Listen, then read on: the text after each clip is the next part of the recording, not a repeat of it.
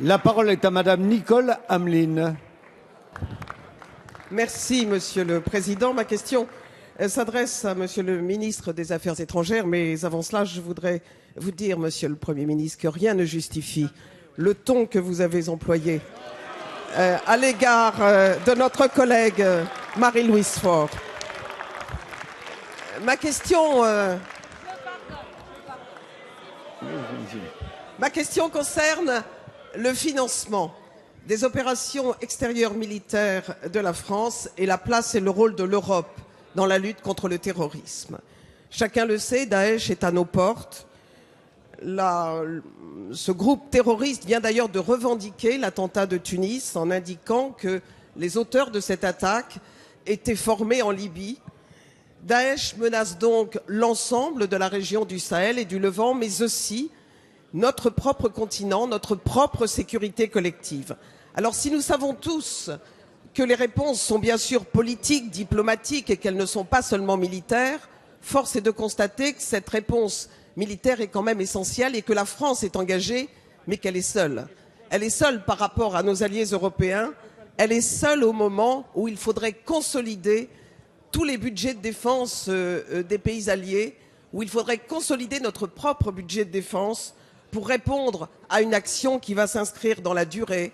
Et j'en profite aussi, je crois, au nom de tous ceux qui sont sur ces bancs, pour saluer la façon exemplaire dont nos forces armées servent aujourd'hui cette cause internationale.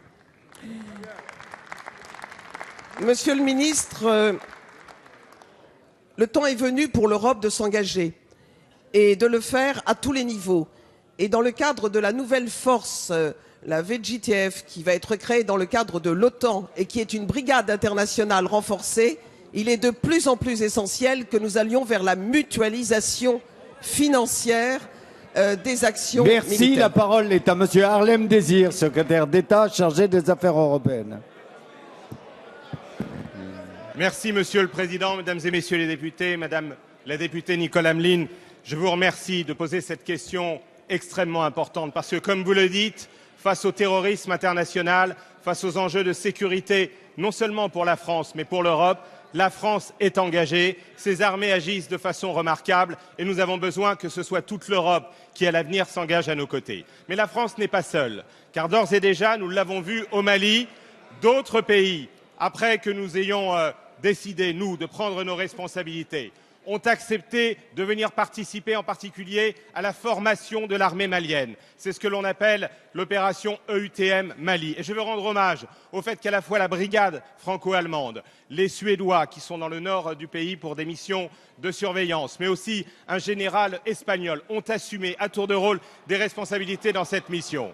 Et puis, nous venons le 16 mars à Bruxelles d'obtenir une décision pour une nouvelle mission européenne en Centrafrique. Et je sais que vous êtes particulièrement attachés à ce qu'aux côtés des forces françaises, il y ait aujourd'hui des partenaires espagnols, portugais, polonais, néerlandais, suédois, roumains, mais aussi serbes, géorgiens, qui soient là pour aider à la montée en puissance de cette armée en Centrafrique. Mais il nous faudra aller plus loin. Et c'est pourquoi nous avons demandé que le Conseil européen du mois de juin prochain soit consacré à l'Europe de la défense, à la mise en œuvre des décisions qui avaient été prises par les chefs d'État et de gouvernement en décembre 2013 et en particulier à avancer sur 4 sujets. Le premier, il renvoie à ce que vous avez dit, c'est la capacité d'action en commun, c'est-à-dire le groupement tactique en alerte de l'Union européenne. Le deuxième, c'est de revoir les règles de financement des opérations militaires extérieures, car aujourd'hui ce financement est limité à 10% et nous voulons donc aller au-delà, car il n'est pas juste